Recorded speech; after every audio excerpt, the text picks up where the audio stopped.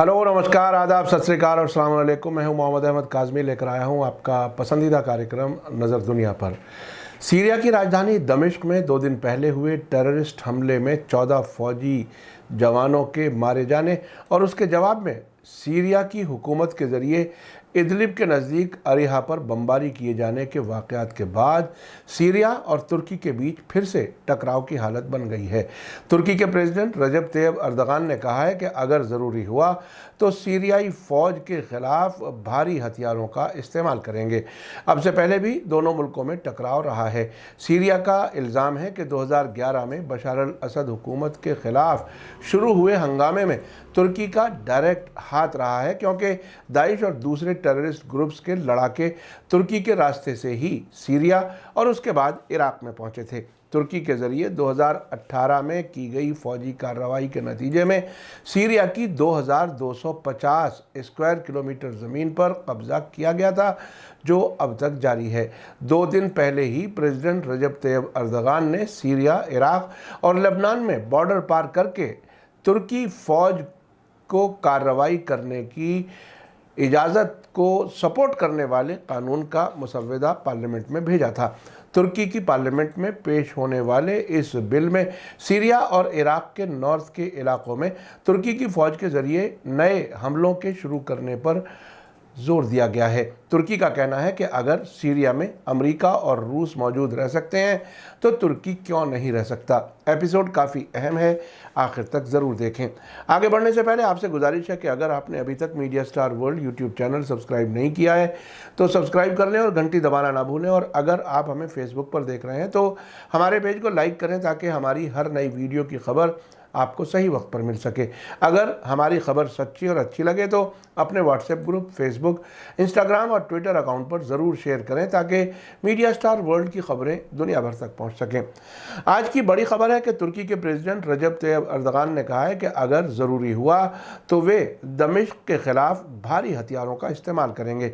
Africa से वापसी पर अर्दगान ने अखबार वालों से बात करते हुए सीरिया के प्रेसिडेंट बशार अल असद की सरकार के ख़िलाफ़ सख्त रुख अपनाया और कहा कि अगर ज़रूरी हुआ तो दमिश्क के ख़िलाफ़ भारी हथियारों का इस्तेमाल करेंगे।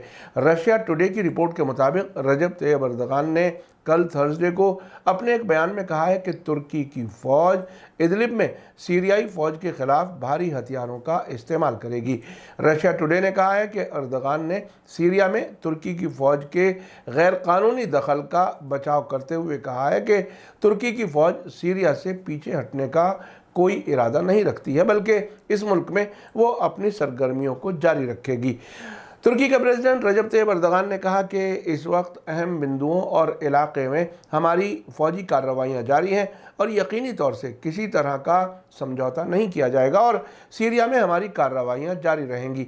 उन्होंने आगे कहा कि मैं नहीं जानता कि मौजूदा वक्त में बशार अल असद की सरकार का क्या रुख होगा, लेकिन जो कुछ भी होगा ख़ास तौर से इदलिब में हम कार्रवाई अंजाम देंगे और हम अपने सभी भारी हथियारों से जवाब देंगे। आपको याद दिला दूं कि सीरिया सरकार ने दाइश के ख़िलाफ़ मुल्क भर में कार्रवाई के दौरान रूस को बिचौलिया बनाकर अलग अलग इलाक़ों से दाइश के टेररिस्ट को नॉर्थ सीरिया के शहर इदलिब और उसके आसपास के इलाके में इकट्ठा कर दिया था।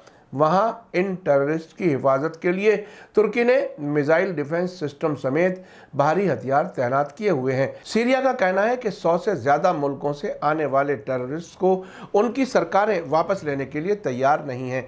इसी इलाके से हाल ही में अज़रबैजान आर्मीनिया जंग के दौरान तुर्की ने सैकड़ों टेररिस्ट को अज़रबैजान पहुँचाया था।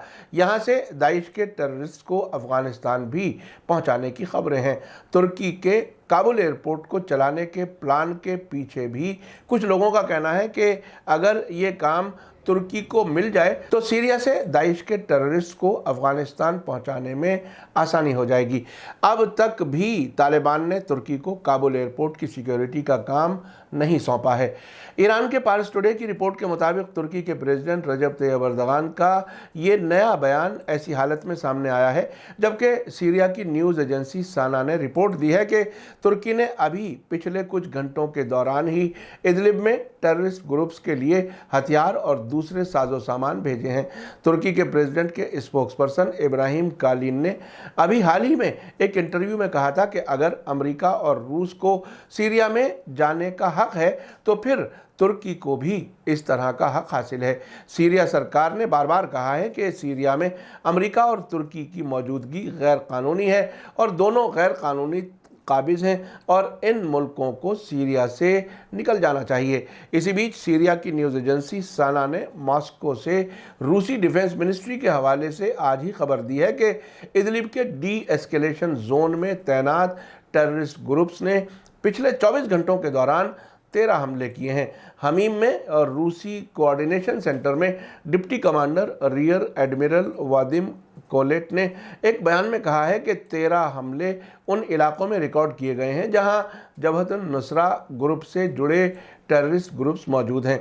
इन हमलों में से एलेप्पो में 5, इदलिब में 5, 2 लताकिया में और 1 हामा इलाके में हुए हैं। इसी बीच तुर्की के बड़े अखबार हुर्रियत डेली ने खबर दी है कि 20 अक्टूबर को तुर्की के प्रेसिडेंट ने नॉर्थ इराक और सीरिया में बॉर्डर के पार फौजी कार्रवाई शुरू करने के लिए तुर्की की फौज के हक को एक और बरस के लिए बढ़ाने के लिए पार्लियामेंट को एक मुसव्वदा कानून पेश किया है।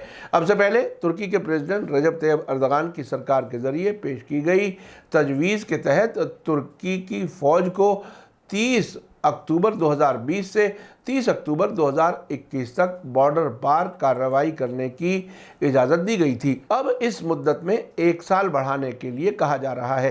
तजवीज़ में जोर देकर कहा गया है कि तुर्की के साउथ के बॉर्डर से सटे इलाके में होने वाले वाक़यात और टकराव के चल रहे माहौल से पैदा होने वाले जोखिम और ख़तरे बाकी हैं। दिलचस्प बात यह है कि इस मुसव्वदे में कहा गया है कि तुर्की अपने पड़ोसी मुल्क इराक़ की इलाकाई अखंडता, नेशनल यूनिटी और स्टेबिलिटी की हिफाजत को बहुत अहमियत देता है।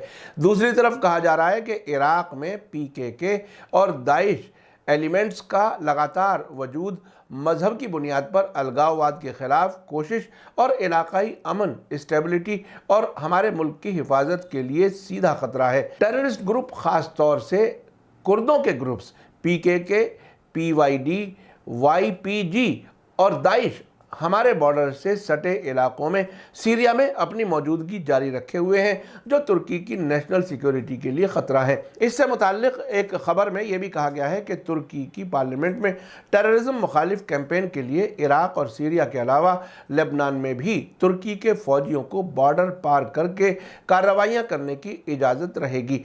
इस बिल पर अर्दगान ने दस्तखत भी कर दिए हैं। आपको बता दूँ कि तुर्की ने पिछले 2 बरसों से इराक़ और सीरिया के अलग अलग हिस्सों पर गैर कानूनी तरीके से कब्जा कर रखा है। तुर्की की इन गैर कानूनी कार्रवाइयों की न सिर्फ इराक़ और सीरिया की सरकारों और लोगों के ज़रिए मजम्मत की जा रही है, बल्कि इंटरनेशनल कम्युनिटी के ज़रिए भी तुर्की के इस गैर कानूनी काम की मजम्मत की जा रही है। इंटरनेशनल कम्युनिटी लगातार तुर्की पर इस बात के लिए दबाव बना रही है कि वो इन मुल्कों में अपने हमलों को रोके और इराक़ और सीरिया से अपने फ़ौजियों को वापस बुलाए। लेकिन इन सब के बावजूद तुर्की अपनी गैर कानूनी हरकतों को जारी रखने पर अड़ा हुआ है।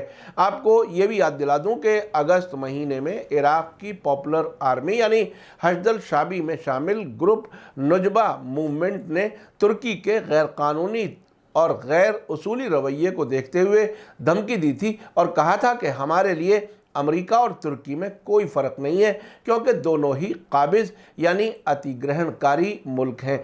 नुजबा मूवमेंट के स्पोक्सपर्सन नसर अश-शमरी ने ट्वीट करके तुर्क सरकार को वार्निंग देते हुए कहा था कि मुल्क की अखंडता की हिफाजत और हमलावरों से मुकाबले में इस्लामी रेजिस्टेंस तुर्की और अमेरिका के बीच किसी भी तरह का फ़र्क नहीं समझता। उन्होंने इस बात पर जोर देते हुए कि इराक़ी नेशन, सरकार और पार्लियामेंट को हर तरह के कब्ज़े को ख़त्म करना चाहिए। इराक़ी नुजबा मूवमेंट ने तुर्की की तरफ से मुल्क के अलग अलग इलाक़ों पर हमले, धमकियों और डिप्लोमेटिक मैसेजेस की तरफ इशारा करते हुए कहा था कि बेहतर है कि वो धमकी से पहले अमेरिका से इस बारे में पूछ ले कि उसने क्या कीमत अदा की है। उन्होंने एक बार फिर तुर्की को खुली धमकी देते हुए कहा कि समझदार इंसान दूसरों से सबक सीखता है। आपको बता दूं कि इराक में जनवरी 2020 के बाद अमेरिकी फौजों के काफिलों, छावनियों और अमेरिकी एम्बेसी पर हमलों में तेजी आई है। अब देखना यह है कि तुर्की के प्रेसिडेंट रजब तैयब अर्दगान, जो आजकल अमेरिकी प्रेसिडेंट जो बाइडन की बेरुखी को बर्दाश्त नहीं कर पा रहे हैं, अब अपने पड़ोसी मुल्क सीरिया के खिलाफ क्या कार्रवाई करते हैं।